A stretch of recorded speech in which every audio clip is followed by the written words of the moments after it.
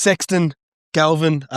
So this morning, it seems like Sexton will play this weekend. He's going to wear a sternum protector, so he should be fine. What were your initial thoughts when he came on? I thought he straightened their attack. Yeah. It got me thinking a lot about the makeup of the Bulldogs team now. Smaller pack, great for your defensive structures, which then got me thinking about Lachlan Galvin. I think Lachlan Galvin's very unorthodox, a little bit similar to the way I played my footy. Now, Lockie's going to have a much longer and more successful career than I ever had, but reminds me a little bit of myself. And there's been so much made of Phil Gould's comments about the best young teenager, yeah. Yeah, so thinking about that over the weekend, it got me thinking, I wonder what Phil Gould saw, because he's never actually explained what he's seen in Lockie. So as I thought about it a little deeper, Lockie's a kid from Western Sydney. He's from Campbelltown. Played a lot of footy at the West Magpies, Parramatta Eels, and he done his best stuff probably at Westfield Sports. Now, these are three teams in close proximity. And when I say close proximity, Western Sydney. Now, I reckon Lockie's played in a lot of teams growing up that have had some of the biggest, baddest athletes that known to me. Western Sydney known for your big, strong Polynesian kids. Yep. Lockie's now been dropped in a team that struggles to create momentum with ball in hand. So if you can't, Lockie's a moments type player. He's not an on-the-ball 7. He's not looking to play sequences. He's scanning and waiting for opportunities. At the moment, the Dogs pack just isn't big enough to show them opportunities and get Lockie those looks. So I'm a little bit frustrated for him. I'd say Toby's a little bit more orthodox. That's why he found a few nicer passing lanes when he did get on.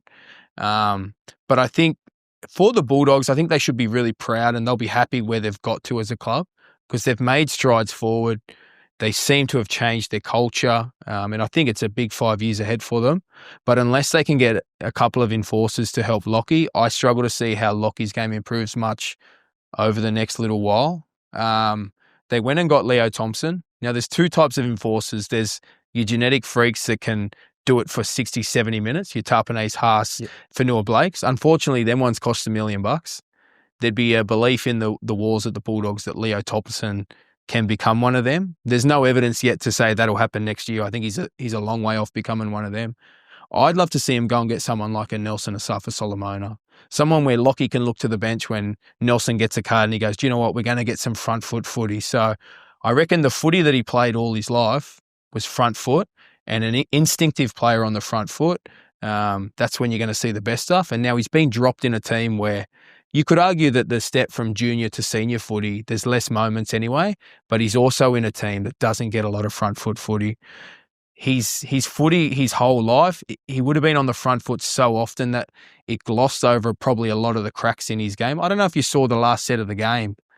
They went to move the ball and there was a tiny little bit of space once Lachlan Galvin went to throw. It was the last roll of the dice, but he throws a pass that just goes behind the centre. Like he's not an orthodox number 7. He's a moments kid. And that Bulldogs team at the moment is just not getting him enough moments. The makeup of their team also allows them to carry a guy like Nelson, in my opinion, because they've got so much fit. Like they're only going to need 15 to 18 minutes out of Nelson to cause a bit of havoc because they've got so many foot soldiers around them, but they're just lacking a bit of front foot footy. So real or ridiculous, the Bulldogs are only just starting their premiership window. This isn't the height. Oh, there's a few pieces to come. I'm excited about what they've put together.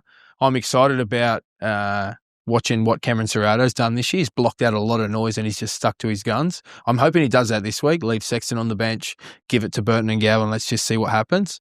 Because I cheered them home last week. They were a joy to watch, and right up until the 77th minute, they were well and truly in the match. But it's definitely real. I think there is a window coming, but they have to get a couple of enforcers to get Lockie a few better looks. So if you've got Sexton, who says far more orthodox, partner in Galvin, why wouldn't you start with them and have Burton in the centres?